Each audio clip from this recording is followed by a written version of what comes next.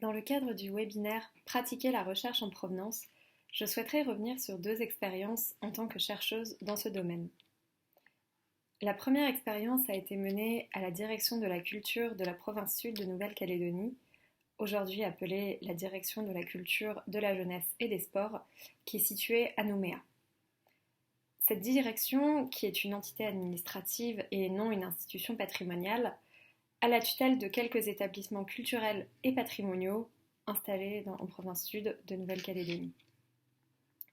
En décembre 2017, elle a reçu le legs de la collection privée réunie par William Coste, un collectionneur installé à Nouméa. Cette collection comporte 650 pièces réparties entre un fonds d'objets asiatiques, un fonds d'art graphique signé par l'artiste Jean-Sohané Michon et un fonds d'environ 250 objets kanak provenant de Nouvelle-Calédonie. Ma recherche a consisté à discerner qui était William Coste en tant que collectionneur. J'ai également travaillé sur les objets kanak qui ont été analysés en tant que corpus et non un à un. Cette mission s'est tenue dans un délai très court de quelques semaines seulement. La seconde mission sur laquelle je souhaiterais revenir a eu lieu au Musée national Picasso Paris dans le cadre d'une bourse immersion du LABEX Cap, où j'ai été accueillie à la direction des collections sur une période plus longue, pendant 10 mois en 2020.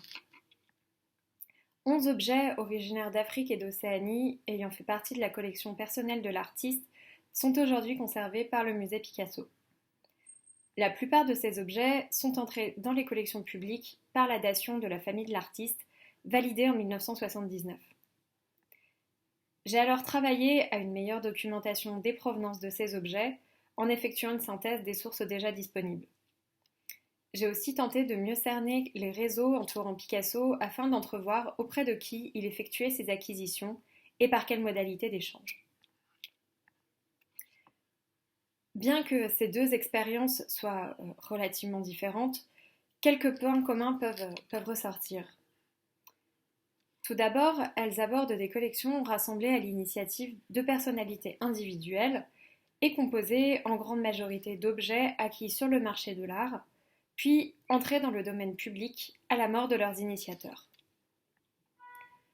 À la demande des institutions et également en raison des délais contraints, ma recherche de provenance a consisté à définir l'historique des anciennes collections et non à remonter jusqu'au site d'origine de l'objet, comme l'entend le terme provenance en anglais.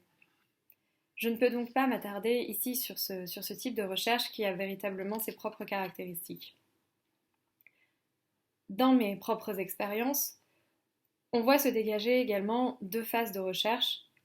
D'une part, mieux connaître les personnes derrière ces collections, afin de comprendre les logiques d'acquisition et de réunion de ces objets, et, d'autre part, documenter l'historique des objets à proprement parler. Ces deux aspects sont évidemment complémentaires.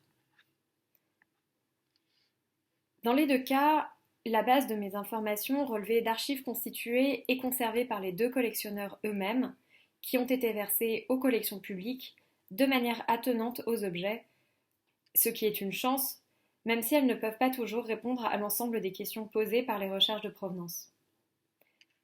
Certains silences doivent aussi être questionnés et abordés avec justesse, en émettant des hypothèses sans certitude de pouvoir jamais en valider l'une ou l'autre. D'autres sources ont aussi été utiles pour mes recherches. Je souhaiterais en particulier souligner l'importance des archives consignées par des marchands pour l'étude des provenances des objets ayant circulé sur le marché de l'art au XXe siècle. Certains de ces fonds sont aujourd'hui conservés dans des institutions publiques, dont le fonds de la galerie Brummer qui est conservé au Metropolitan Museum of Art de New York, ou le fonds du marchand Louis Carré qui est conservé quant à lui au musée du Quai Branly Jacques Chirac à Paris. Ces deux fonds ont été particulièrement utiles dans le cadre de la collection réunie par Picasso. Enfin, en plus des archives écrites, il faut souligner l'importance des connaissances orales fournies par divers acteurs, dont, en particulier dans le cas de mon étude de la collection de William Coste, les connaissances des marchands spécialisés dans les arts d'Afrique et d'Océanie, qui ont aidé à renseigner les habitudes du collectionneur.